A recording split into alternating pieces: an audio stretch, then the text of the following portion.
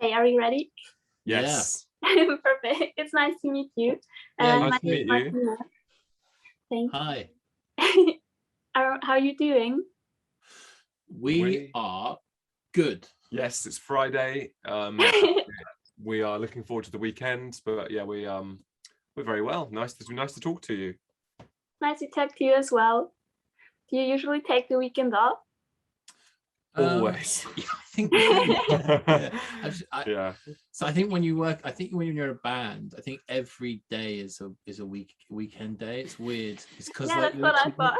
you're not really working to someone else's schedule in a way. So you're your own employer, so you don't really feel like you're working that much. Mhm. So, but you take the weekend off anyway. Yeah, I think we do. Well, because when we're on tour, obviously we have to work, all the time. There's no weekends on tour. It's just so. I suppose when we're at home in London, we think, well, let's try and have some sort of normal existence, because we've got families and things. So it's nice to be able to try and keep 2 days a week work free. Mm-hmm. Yeah, it makes sense. Very understandable. Good.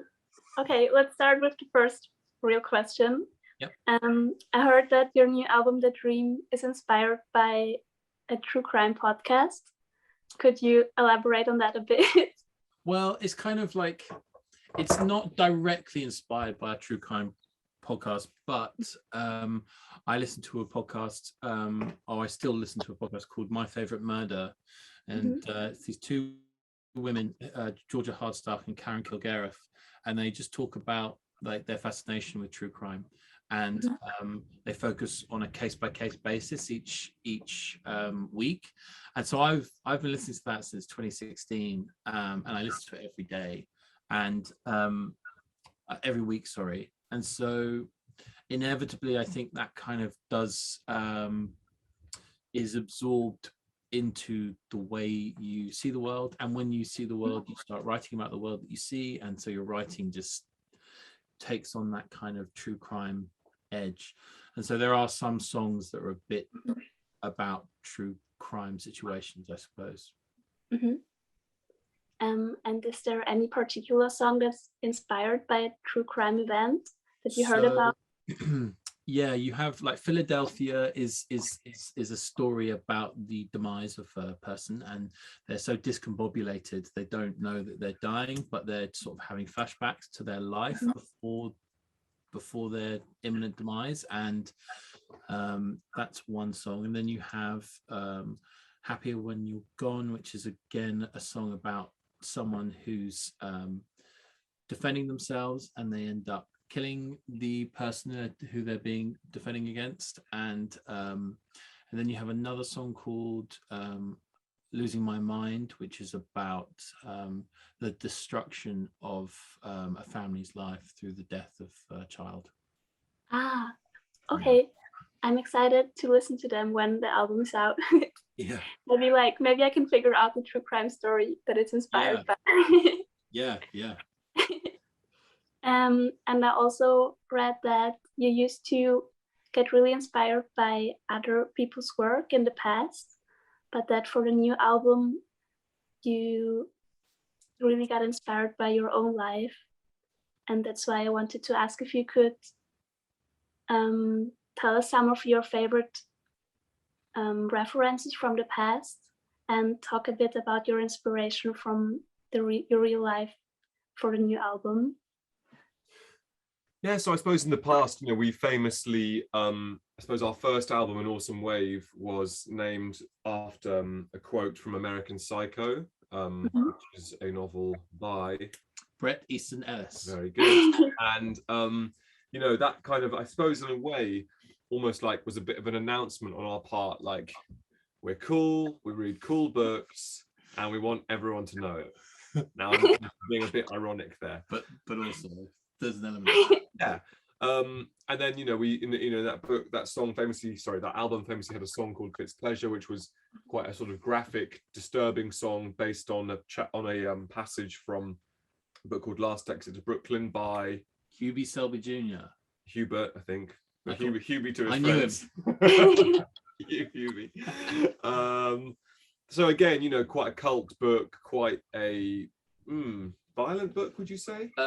Yeah, it's violent. It's kind of the marginalized kind of communities, kind of the Times Square nefarious goings on in New York in the 40s and 50s. So I suppose there was these were like, I suppose in a way they're kind of like books that appealed to like young people, and I suppose now counterculture, exactly. And we but now I suppose on our new album we've got a song like Get Better, which is written during the pandemic and which is written about kind of like losing a loved one to an illness, and it's about grief. And it was written at a time when the whole world was going through essentially a massive period of grief, continuing grief, and evolving grief, really, which we're still going through. I mean, it's the pandemic's not over. I think 300 people yesterday in the UK died of COVID, so people are still losing people every day. And so I suppose in a way that's whilst that's not something that we've directly experienced ourselves, it is something that the nation has been experiencing, and the world. So I suppose that's a good example of how things have changed a bit, and how we put references into our songs and how we find inspiration. Yeah, it makes sense. Get Better is actually my favorite song from your new songs. Oh, that's great. Yeah. The next question is another thing that I wanted to say is I think it's really interesting that you talked about the pandemic, because I was wondering how long it would take until the pandemic finds its way into art, because I feel in a lot of media it's not really doesn't really get written about. No. I recently also read a book, the new book by Sally Rooney for the first time, the new book by Sally Rooney, and it's the first book I read where the author talks about the pandemic. So I think it's very it's very recent. Yeah, it's an interesting thought. I've thought about that a lot, and I think it's one of those things where we're still in the pandemic, so it's hard to actually contextualize it, speaking. So the further you walk away from it, the greater idea you have of what it looks like, and I think that's when art starts to kind of reference those processes. Like, I think actually, anyone that talks about the pandemic now, even though we have, I think it's probably too soon almost, because we're still in it. But I mean, there's no such thing as too soon in terms of self-expression. But it is interesting, and I wonder what effect it will have on the landscape of music. Like, whether it's going to be there's going to be like, I'd love to see like documentaries. Talking Heads talk about the effect of the pandemic on the music scene in 2033. You know what I mean? Like, I don't know, like I wonder what it'll look like in 10 years, and then looking back on it further 10 years down the line. It's like, also with live shows. Yeah, absolutely. Yeah, I mean, that's a massive question mark right now, isn't it? Because I suppose ultimately we all really want to get back to life as it was before the pandemic, but it's also made us, perhaps we've all made changes in our lives that we want to keep from the pandemic too. But I suppose in terms of live shows, it's will we ever feel the same about getting into a room with 5,000 people all wearing no masks and standing, when I was, before the pandemic, if I was at a concert and I was thirsty and so a stranger said, "Do you want some of my beer?" I'd be like, "Of course I'll have some of your beer." Thanks, nice to meet you. Whereas now, will I ever do that again? And that's very sad. I may never do that again. Ketamine beer. Yeah. True. There are also some weird like concepts of concerts with everyone being like in plastic bubbles, or everyone being like on a little boat on a lake. Yeah. People are innovative. Yeah, well, exactly. I think in 2020, drive-ins became a thing again in the UK. People were doing drive-in, like comedians and stuff were doing drive-in concerts where instead of laughing, the audience would beat their horn. Seriously. Yeah. Yeah. I didn't know that, the beeping of the horn. Yeah. I'd wind the window down and be like,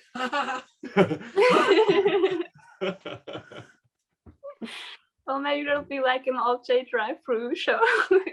Well, yeah, Christ. I mean, you know, why not? Why not? I mean, if it's the difference between not making money from touring and making money from touring, I'd definitely do the drive. Yeah. Well, I hope to attend if it happens. Yeah, well, Yeah, great. I'm not sure what the beeping would signify, approval or disapproval. I would find it hard not to take beeping to mean disapproval. I think we need to come up with some sort of like a scale where we're just like revving your engine is you're not happy. Yeah. And Flashing lights means one more song. yeah. At the beginning of the concert. Indicator means I need another drink. Yeah. Car service. Hazards of lights means play breeze blocks. Yeah, which is normally everyone's got their hazards on. Yeah. That'd be really funny. Yeah. On another note, I'd be really interesting of how you usually go about songwriting. Do you have kind of a formula that you always start from, or is it always different? I think that one of the kind of the key formulas, I think really I think there's a number of different formulas. It's not just one thing, but one of the formulas that's often used is that I will write on my own for a considerable period of time before we get together as a band.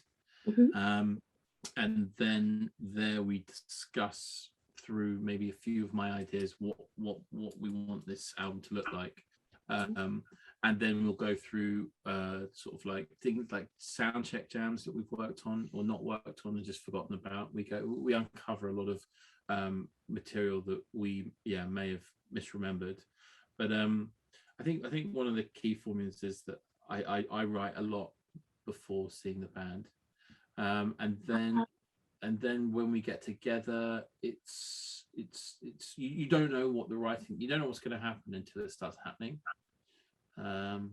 because I think we do trust each other, and we all three come with different instincts, which have been formed by our different musical backgrounds. So it's always an exciting time to see where things go from meet up. So if I understood that correctly, it starts with an idea from you and then you take it to the band. That's a pretty fair overall assessment. Yeah. Yeah. And does it ever happen that you come up with an idea and then you take it to the band and it comes out totally differently? I think so. Yeah. I think quite often what happens is that maybe Joe will write something on the guitar, and then a part of the recording process might be kind of taking away the guitar. So imagine if you make do you know what papier-mâché is? It's like where so imagine you're blowing up a balloon, then you cover the balloon in wet newspaper, and then when the newspaper dries, you can pop the balloon, but the newspaper stays there. So in this analogy, the balloon is the guitar, and the wet newspaper is what me and Tom do to the song, or the three of us do to the song in the studio. Yeah. And actually you find afterwards you don't need the balloon anymore, because you built things around the balloon guitar that are better than the guitar was in the first place. But the guitar nonetheless is what started the whole thing. So I guess an example of that would be The Actor on this album. I don't know if have you not heard the whole album? No, because it's not released yet. It wasn't sent to me. Yeah, that's really sad. Anyway, so The Actor is a song kind of like that, where I feel like actually the synthesizer became kind of like, we found this really cool arpeggiator thing on the synth that became more of a backbone for the song than the guitar was in a way. Yeah, true. Thanks. Good. You know, you haven't given an answer like that before. I think that's it's the first time I've ever said that. Yeah. Sometimes with promo, like you get used to saying the same thing over and over again, and it takes a good question to elicit a good response. Very good question. Thanks. I take that as a compliment. Yeah, please do. Yeah, it wasn't intended as anything other than a compliment. I also just imagine it like with the papier mache like reference. It would be like the balloon gets popped, and what the band does, it like adds a new filling to the papier mache. Maybe like skeleton. chocolate or something. Chocolate pudding, Yeah, Yeah, cream. like a pinata, and then we all start. yeah. Yeah. Like the first song is like the piñata, and you add like all the sweets and like little gifts. Yeah, that's I suppose. Yeah, absolutely. Cool. And oh yeah, how do you think your way of writing songs changed in the last couple of years? Because you've been a band for I think about 15 years now. Yeah. So what's it like to look back on all those years and think about like little you writing their first song to you now? Like, is there anything you would have liked to know when you started, or anything? I wouldn't like to know anything that I wouldn't like to know anything now then. I think not knowing is the excitement of doing everything, isn't it? I think that's true. I think that I wish someone had said to us, you should, all these early songs you're writing and demos you're making, keep them really safe, because I think actually we don't have copies of our like earliest songs, and I just, they were recordings, and they're probably on like laptops that we got rid of like years ago, or old phones and stuff, and I wish that we've had a really good method of archiving everything we did. So to any new artist, I would say, keep, even though it might not be very good, keep it, because one day you'll want to listen to it, and you'll be like really sad you don't have it anymore. Yeah, it's true. And actually, you may find that some of your first ideas are your most exciting. Like, not most exciting, but they imbue the early stages of discovering like you as a musician and your relationship with other musicians, and the critical thinking that you go through when you're first working with other people and going through music. Actually, some of those ideas are so fresh, and they will always remain fresh. So if not for just reliving nostalgia, it's also for sort of pulling old ideas into new ones. So that's the way to keep hold of. Yeah, record. Yeah, I mean, like the Beatles on Let It Be, like got resurrected the song One After 909, which was like the first song that John and Paul wrote together, I think, maybe. Yeah. And then put it on like their last album. Yeah. It's not their best song, but it shows that even most talented artists in the world sometimes go digging into their very early days to find things that they maybe overlooked at the time. Yeah, I think. Sorry, please. Well, I think that On Our Way Home. Yeah, that's an old song. Is it? Yeah. Is it? Yeah. Interesting. And that's like a really good song. Yeah. Two of us.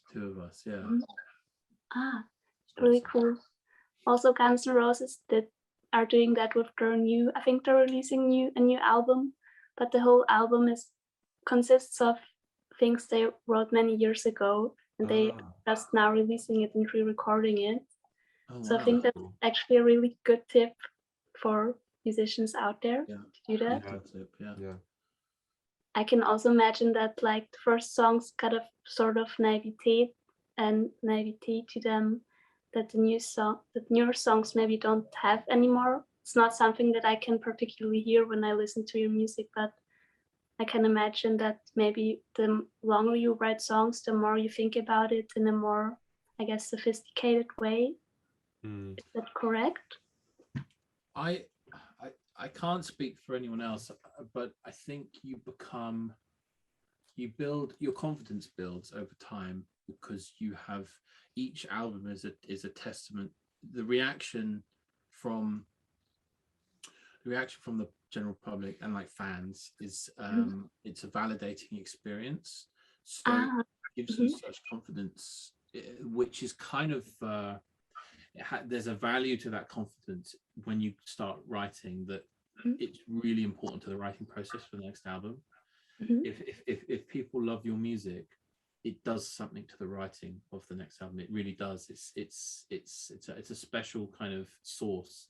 I think it's not confidence where you think you're great. It's confidence where it's like, they've given you the opportunity to write more, and it's really, really important actually. So I think the more you write as a result of acclaim from fans, or the more you write having had acclaim from fans, I think it gives you calmer, more excited, and kind of thoughtful sort of like method to writing.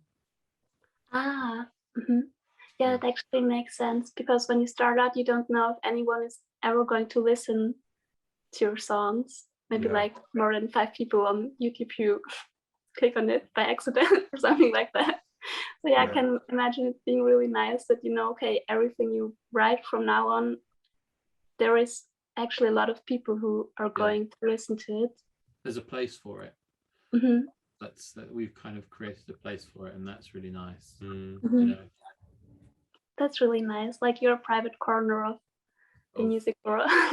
Yeah. It's like it's our happy place. Yeah. Oh, it should be like, oh, it should be like the title of your new album, Our Happy Place. Yeah. Our happy place. It's quite a good title, actually. Okay, and I have one last question. Is there anyone out there, any artist, doesn't necessarily have to be a musician, that you would love to collaborate with? Dead or alive? Ooh, dead or alive? I suppose, okay, right off the top of my head, I suppose if Alfred Hitchcock came back from the dead and wanted to make a new film and said, would you be interested in doing a new film, I would push the band to do that. Yeah. That'd be so cool. Pretty cool, wouldn't it? Yeah. Yeah. I'd like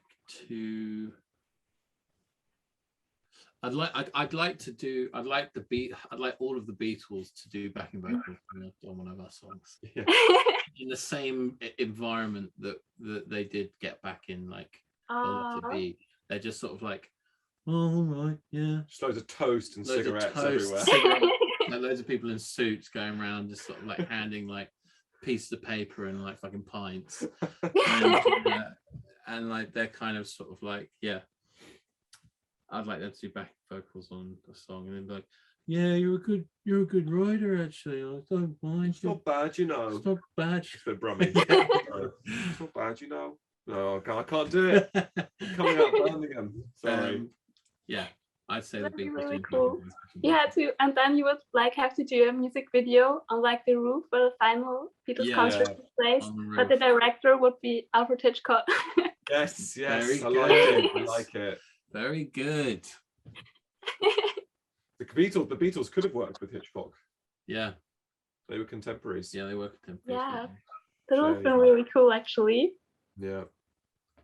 In another life. Yeah.